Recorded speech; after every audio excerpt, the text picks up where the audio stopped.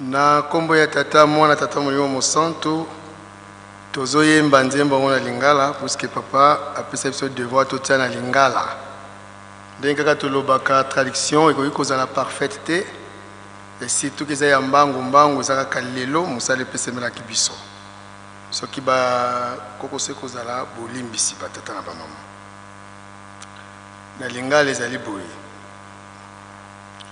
banzela ya likolo ekofungwama botala mwana na nzamba koya na mokili solo se solo koyela kati na mapata banjelu na nzambe bazingie banzela ya likolo ekofungwama botala mwana na nzamba koya na mokili solo se solo koyela kati na mapata banjelu na nzambe bazingie bibembe asekwisaki bomonaki yango iyo nkolo nanga makamwisi asalaki bomonaki yango iyo nkolo nanga nguya napesaki alakisaki yango iyo nkolo nanga etinda natindaki ye alandaki yango iyo nkolo nanga pona nini baninga boboyi kondimela pona nini baninga boboyi kobongwana masoma kotunama omokolo mwasuka bondimela ntoma bobikisama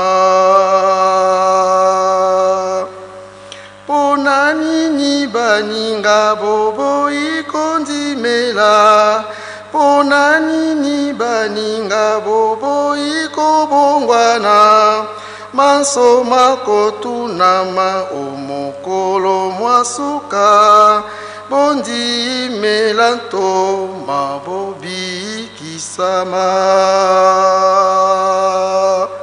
Deuxième couplet. Mosale pesa melinga bobongisa yango pe boko bakosalela makambo ya solo mosala na nzambe ezali ya bokabwani te ata na makita ya makambo ya mokili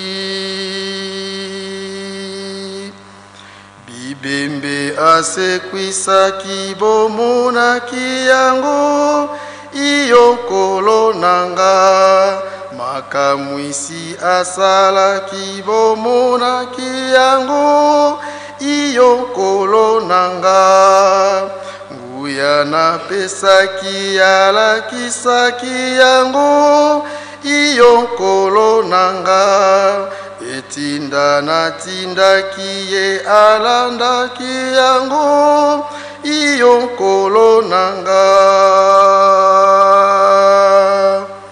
pona nini baninga boboyi kondimela pona nini baninga boboyi kobongwana masoma kotunama omokolo mwasuka bondimela ntoma bobikisama. Troisième couplet pe ya suka. Nzela mosusu ya lobiko ezali te atako mangomba makoya wana mokili bokondi na nzambe ezalaka na makila banso bondimela pwete bobikisama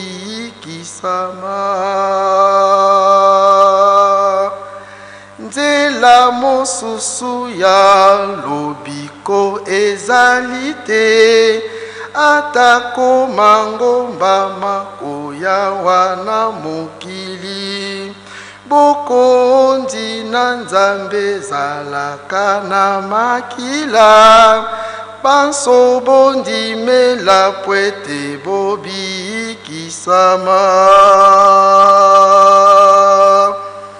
bibembe asekwisaki bomonaki yango iyo nkolo nanga makamwisi asalaki bomonaki yango iyo nkolo nanga nguya napesaki alakisaki yango iyo nkolo nanga etinda natindaki ye alandaki yango iyo nkolo nanga pona nini baninga bobo ikondimela pona nini baninga bobo ikobongwana maso makotunama omokolo mwasuka bondi melanto mabobikisama. Merci. Nous sommes toyoki to comprendre. Kende no kovanda. Elaksine ni kambwana. Nze mbongo elaksike. Papa simoki mbangu. Awa na Yerusalemi akozale na porte. Akozela nkolo yiswa ye na baye kolina ye. Kosamsa maikozala. Na tango wana. Yango nde tozelaka. Yango nzembo elobi bongo. Biso bakimbangisi tomesa na ingeta. Tolobaka ingeta, wana ondimi ingeta. Donc, elakisi na sens wana. Papa kimbango za na porte. Kolosi akozela, kolosi Yesu akoya, yena makambo nyonso po bakata likambo. Ba secret nyonso za na nkamba, beso uzoboya nkamba okende wapi?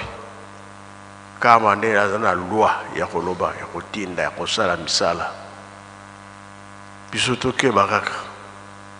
Yango nalobaki ata mopepe ye ya makasi. Tembo ikuiza efika yetu nzo mumenge munungidi senzele to siame na fumu yisu inkubilwa boyoki yango to silisi na komba tata mwana pe tata wa sante. Amen.